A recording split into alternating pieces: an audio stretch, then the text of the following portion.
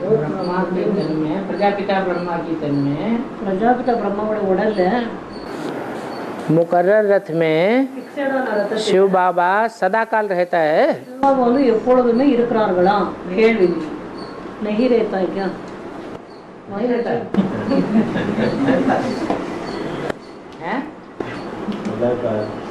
सदा काल। एक तो मुकर्रर रथ गाया हुआ है और एक गाया हुआ है टेम्परेरी रथ। तो टेम्परेरी रथ में सदा काल रहता है या मुकर्रर रथ में सदा काल रहता है? हैं? मुकर्रर कहा ही तब कहा जाता है जब सदा काल रहे।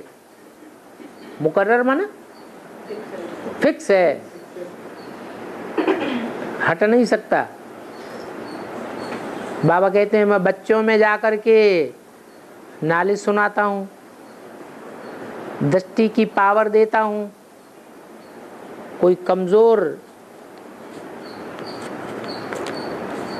सुनाने वाला, पढ़ाने वाला, संदेश देने वाला कमजोर ब्राह्मण होता है, हिम्मत करता है शिव बाबा का संदेश देने की, ज्ञान सुनाने की, तो मैं उस कमजोर बच्चे में प्रवेश कर जाता हूँ। प्रवेश करके नॉलेज की पावर देता हूँ और दृष्टि की पावर देता हूँ। तो जब बच्चों में प्रवेश करता है तो प्रजापिता में भी होता है क्या?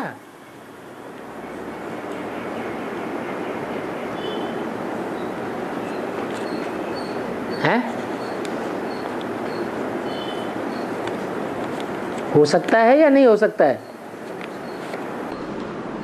माता जी आपको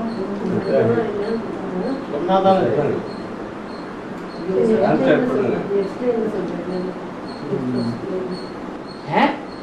ये लोगों को अनुवाद चाहिए। अनुवाद करो ना आप।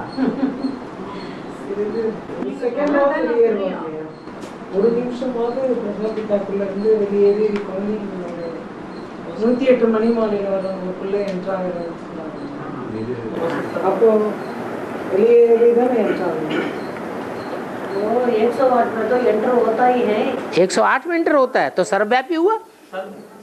அப்போ வந்து சர்வவியாபி ஆயிட்டாங்க। 108 அப்படி என்டர் ஆயிட்டாங்க, சர்வவியாபி ஆயிட்டாங்க கேக்குறாங்க பாபா। एक व्यापी है या सर्वव्यापी है या 108 व्यापी है? अगर एक व्यापी है तो फिर औरों में व्यापी नहीं होना चाहिए। अगर एक व्यापी नहीं है, दो व्यापी है। कृष्ण में आता है कि नहीं अंतिम जन्म में?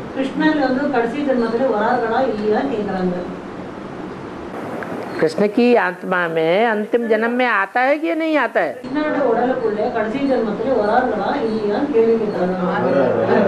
आता है। तो दो व्यापी हुआ ना।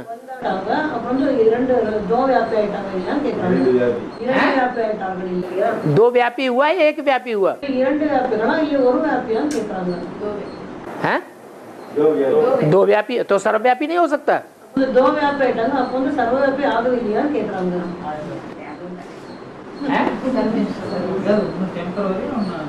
एक बोलता है, एक वायु बोलता है, एक टेम्पररी, एक निरंतर बोलता है। अच्छा, एक टेम्परेरी है, माने कृष्ण में टेम्परेरी है और राम बाप में मुकर्रर है, सदा काल व्यापी है।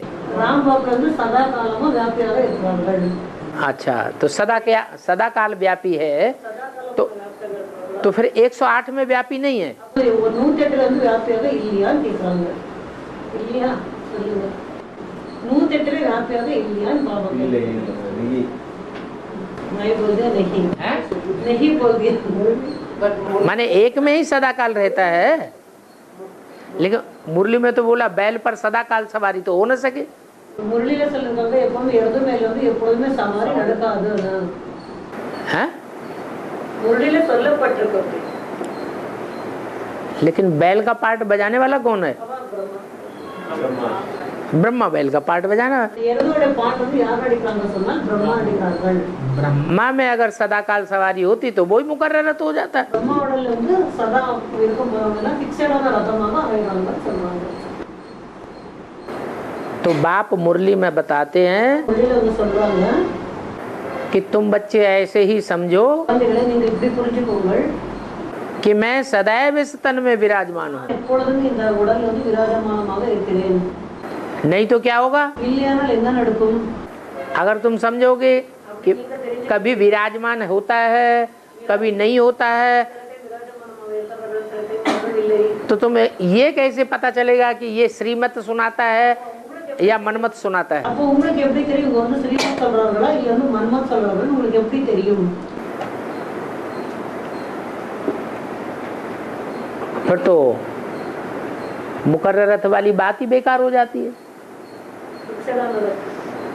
इसलिए तुम सदैव यही समझो அதனால இப்பொழுது இந்த மாதிரி புரிஞ்சுக்கோங்கள், कि मैं तो सदैव इस तन में हूँ ही हूँ। நான் எப்பொழுதுமே இந்த உடலில் இருந்துட்டு தான் இருக்கிறேன். दूसरा प्रश्न है, இன்னொரு क्वेश्चन இருக்கு, कंचन काया का अनुभव कब होगा? கஞ்சன் காயோட அனுபவம் வந்து எப்போ நடக்குமான்னு கேட்பாங்க.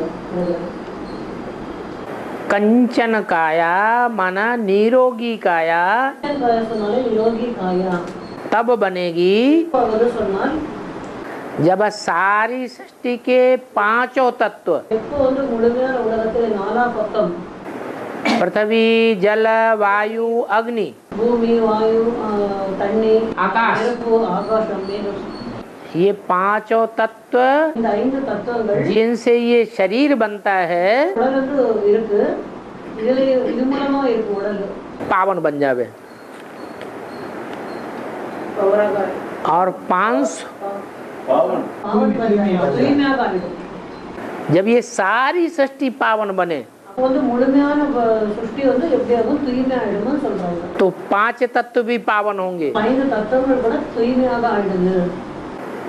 और सारी सृष्टि में 500-700 करोड़ मनुष्य हैं। முழுமையான உலகத்துல 500-700 கோடி மனிதர்கள் இருக்கிறார்கள். 500-700 करोड़ मनुष्य जब तक जीवित हैं 500 கோடி 700 கோடி அந்த மனிதர்கள் எப்போது உயிரோடு இருக்கிறார்களோ तब तक அதுவரைக்கும் तमो प्रधान वाइब्रेशन फैलावेंगे दुनिया में, சமப்பிரதானமான வைப்ரேஷன் பரப்புறாங்களா, तमो प्रधान वातावरण बनावेंगे சமப்பிரதானமான வாத்தாவரணம் உருவாக்குறாங்களா या सतो प्रधान वाइब्रेशन फैलावेंगे? இல்ல சத்தோபிரதானமான வைப்ரேஷன் வந்து உருவாக்குறாங்களா?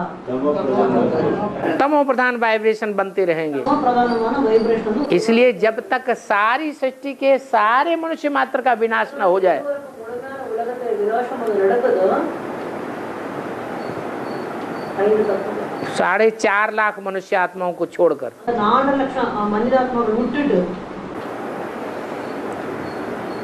तब तक 5 तत्व सतो प्रधान नहीं बन सकते। அதுவரைக்கும் 5 தத்துவங்கள் வந்து தூய்மையாக ஆகிறதில்லை. इसका मतलब हुआ அர்த்தம் என்ன சொன்னால் कि सारी सृष्टि का உலகத்தில विनाश होने के बाद விநாசம் நடந்த பிற்பாடு हमारी कंचन काया बनेगी। நம்மளோட கஞ்சன் காயா நடக்கும். परम धाम से जब हम आत्माएं वापस आवेंगी இதிலிருந்து நம்ம ஆத்மாக்களாக திரும்பி வருகிறோம். तो बर्फ के अंदर से दबे हुए हमारे शरीर जो निकलेंगे அந்த ஐஸ் கியூபுக்குள்ள வந்து நம்ம வந்து शरण இருக்கும், दबे हुए இறங்கி அது மூடி இருக்குன்னு சொல்றாங்க.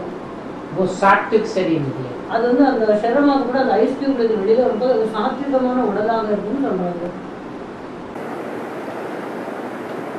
इसलिए मुरली में बोला है அதனால முரளியில சொல்லப்பட்டிருக்கு, तुम्हारे शरीर सड़ते जावेंगे உங்களுடைய शरण வந்து இத்து போயிடுது, और आत्मा पावरफुल बनती है। ஆத்மாவுக்கு பொழுது பவர்ஃபுல்லாக ஆயிட்டே இருக்குன்னு சொல்றாங்க.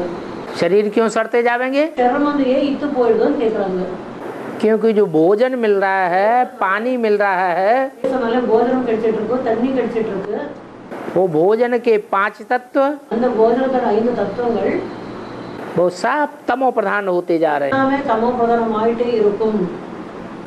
तो तमो प्रधान तत्वों का भोजन दाना पानी होने के कारण தமோ பிரதான शरीर सड़ते ही जाएंगे। அந்த தமோ பிரதான போஜனம் அந்த தண்ணினால வந்து உடம்பாகப்பட்டது தமோ பிரதானமாக ஆயிட்டே இருக்கும். वातावरण खराब होने से வாतावरण வந்து கெட்டு போயிடுது. கெட்டு போகிறதுனாலே वायुमंडल तमो प्रधान बनता जाएगा। கூட தமோ பிரதானமாக ஆயிடுது.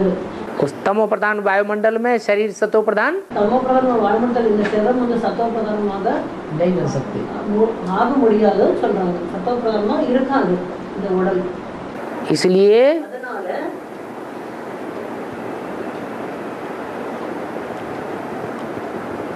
एटम बम फटेंगे, நம்ம மேல வெடிக்குது. समंदर का पानी खौलेगा, वाइल्ड होगा। அப்படியே வந்து என்ன கொந்தளிச்சு வரும் சொல்றாங்க. கொந்தளிச்சிட்டு வருமா சமுத்திரத்தோட தண்ணி எல்லாம்.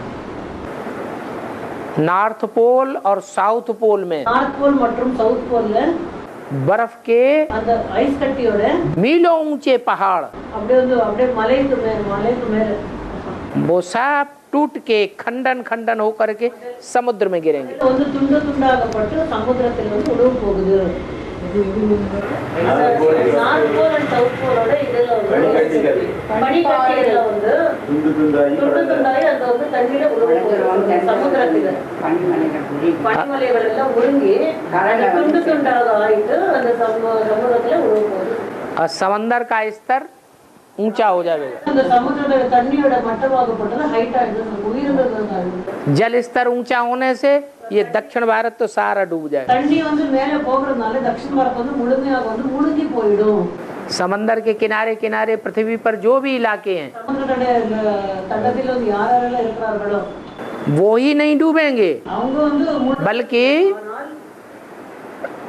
सारी सृष्टि पे जितने भी महाद्वीप हैं ஆனா உலகத்துல எந்த அளவுக்கு மகாத்வீபங்கள் எல்லாம் இருக்கோ जहाँ विधर्मियों के धर्म स्थापन हुए हैं, அங்க வந்து விதர்மிகளோட தர்மத்தை வந்து ஸ்தாபனை ஆயிருக்கு.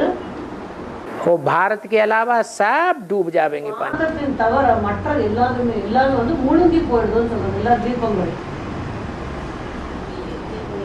பாரதத்தை விட்டுட்டு மற்ற எல்லா தீபங்களும் வந்து முழுங்கி போயிடுது. इतना ढेर समंदर का पानी இவ்வளோ வந்து நிறைய சமுத்திரத்தோட தண்ணி வந்து जब बॉइल्ड होने लगेगा, அது வந்து பாயில்ட் ஆகுதுன்னு சொல்றாங்க. बॉइल्ड वाटर பாயில் வாட்டர் கொதிக்கக்கூடிய தண்ணியாக ஆகுது. वाष्प बनेगी, भाप बनेगी அது வந்து என்ன அந்த ஆவியாக மேலே போகுதுன்னு சொல்றாங்க. और कई दिनों तक मूसलाधार बरसात होगी। அதனால அந்த சில நாட்கள் வந்து அப்படியே வந்து தொடர்ந்த மழையாக இருக்கும்னு சொல்றாங்க. அப்படியே மழை வந்துட்டே இருக்கும். उस मूसलाधार बरसात से सारी पृथ्वी का वायुमंडल ठंडा हो जाएगा। அந்த நாசாப்பான மழையினால முழுமையான உலகமே எப்படி ஆயிடுதுன்னு சொன்னாங்க. அப்படி கூலிங் ஆயிடுதுன்னு சொல்றாங்க. அப்படியே தொடர்ந்து பெய்யக்கூடிய மழையில வந்து முழுமையான உலகம் எப்படி ஆயிடுதுன்னு சொன்னா அப்படியே கூலிங் ஆயிடுது, குளிர்ச்சியாக ஆயிடுது. सारा समंदर, முழுமையான உலகம், சமுத்திரம், सारी पृथ्वी, முழுமையான பூமி, सारा भारत முழுமையான பாரதம் बर्फ ही बर्फ, बर्फ ही बर्फ। அப்படியே எங்கே பார்த்தாலும் ஐஸ் கட்டி சொல்றாங்க. उस बर्फ में அந்த ஐஸ் கட்டியில जो राजयोगी 4.5 लाख आत्माएं होंगी, ராஜயோகிகளாக 4 லட்சம் பேர் இருக்கிறார்களோ, जो स्वेच्छा से अपना शरीर छोड़ करके परम धाम पहुंची होंगी, தெரிந்து அவங்களோட சரத்தை விட்டு பரந்தாமத்துக்கு போறார்களோ, उनके शरीर सुरक्षित रहे। ஆனா அவங்களுடைய சரமாகப்பட்டது சேஃப்டியாக இருக்கும். बाकी के सब शरीर மற்ற எல்லாருடைய சரமாகப்பட்டது सड़के गल के खलास हो जाए। எல்லாம் வந்து சடக்கே கல்கே சொன்னாக்க என்ன சொன்னா என்ன மாத்தா சொல்லுங்க அப்படியே இது போயிட்டாங்க எல்லாமே. सड़के गल के அப்படியே மெல்ட் ஆகி ஏதோ मेल्ट हो जाएंगे। सड़के गल 5 तत्वों में मिल जाएंगे। அந்த 5 தத்துவங்களுக்கு கலந்து போயிடுதுன்னு சொல்றாங்க. फिर वो அப்புறம் ऊपर से आत्माएं जब उतरेंगी மேலிருந்து ஆத்மாக்கள் இறங்குறார்கள் नंबरवार, நம்பர் வரிசையாக. तो वो अपने अपने शरीरों में प्रवेश करें, ஆனா அவங்களுடைய சரத்துக்குள்ள வந்து அவங்க பிரவேசம் ஆகிறார்கள். और जहाँ जहाँ प्रवेश करेंगे वहाँ की बर्फ हट जाएगी எங்கெங்க பிரவேசம் ஆகிறார்களோ அங்கெல்லாம் அந்த ஐஸ் கட்டியாக போட்டது வெடிக்குது சொல்றது. और उनके शरीरों में स्पंदन आ जाएगा। அந்த சரத்துல வந்து அந்த ஸ்பந்தன் சொன்னது என்ன சொல்றாங்க? அசைவுகள் ஏற்படுது சொல்றாங்க. हाँ। ये भाई पूछ रहे वो शरीर तो पुरुष स्त्री होंगे, स्त्री पुरुष होंगे करके पूछ रही। वो उससे पहले ही हो जाएगा। அதுக்கு முன்னே நடந்துருமா? அந்த 4 லட்சம் பேர் वो तो आज की दुनिया में भी स्त्री पुरुष बन जाते हैं, இன்றைய உலகத்துல கூட ஒரு ஸ்திரீ புருஷாக ஆயிடுச்சு. पुरुष स्त्री बन जाते हैं இப்போ பெண் வந்து ஸ்திரீயாக மாறிடுது. हार्मोन्स चेंज होने के कारण। ஹார்மோன்ஸ் சேஞ்ச் ஆகுற காரணத்தினால ஆண் பெண் ஆகுது, பெண் ஆண் ஆகுதுன்னு சொல்றாங்க இன்றைய உலகத்துல கூட.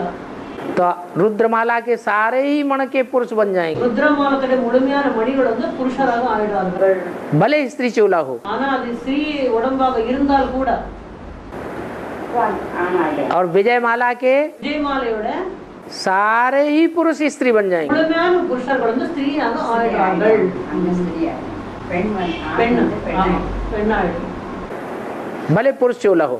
ஜோடி வேறு